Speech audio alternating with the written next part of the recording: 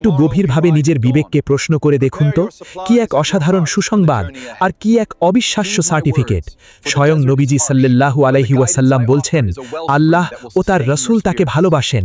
একজন মুমিনের জন্য এর চেয়ে বড় পাওয়া পৃথিবীতে আর কি হতে পারে? যার উপর স্বয়ং আল্লাহ রাজি, দুনিয়ার আর কোনো রাজত্ব বা সম্পদের কি তার প্রয়োজন আছে? এই কথা শোনার পর সেই রাতে কোনো সাহাবীর চোখেই ঘুম আসল না। সবাই আবেগে, ভালোবাসায় আর প্রতীক্ষায় ছটফট করতে লাগলেন।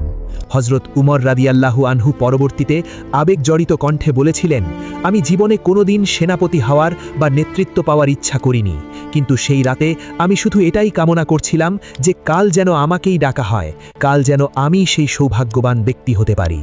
প্রত্যেক সাহাবী সারা রাত জেগে আল্লাহর কাছে কান্নাকাটি করে দোয়া করছিলেন। সবার মনে একটাই প্রশ্ন, কাল সকালে নবীজি কাকে ডাকবেন? আবু বক্করকে, উমরকে, নাকি অন্য কাউকে? ভোর হলো, ফজরের নামাজ শেষ হলো, পূব আকাশে সূর্য উকি দিচ্ছে। হাজার হাজার সাহাবী অধীর আগ্রহে নবীজির তাঁবুর সামনে ভিড় করে আছেন। সবার বুক ধুকফুক করছে, সবাই পায়ের আঙুলের উপর ভর দিয়ে একটু উঁচু হয়ে দাঁড়িয়ে আছেন, গলাটা একটু বাড়িয়ে দিচ্ছেন যাতে নবীজির নজর অন্তত তাদের উপর পড়ে।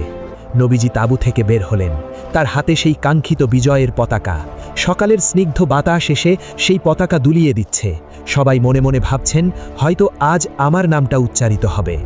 নবীজি ভিড়ের মধ্যে চোখ বুলালেন, কিন্তু যাকে খুঁজছিলেন তাকে দেখতে পেলেন না। তখন তিনি উচ্চস্বরে ডাক দিলেন, আলী ইবনে আবি তালিব কোথায়? সবাই চমকে উঠলেন।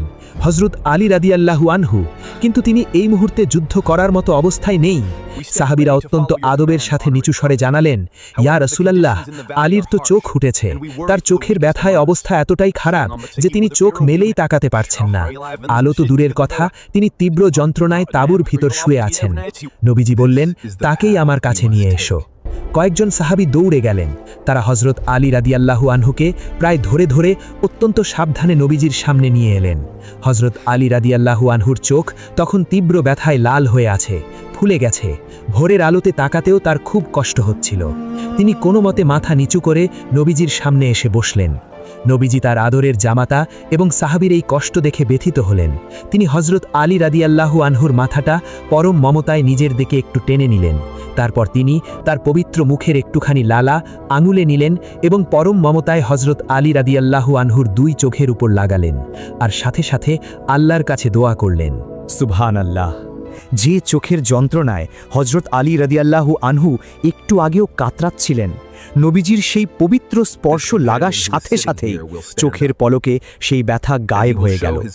হযরত আলী রাদিয়াল্লাহু আনহু চোখ মেলে তাকালেন। তার চোখ দুটো একদম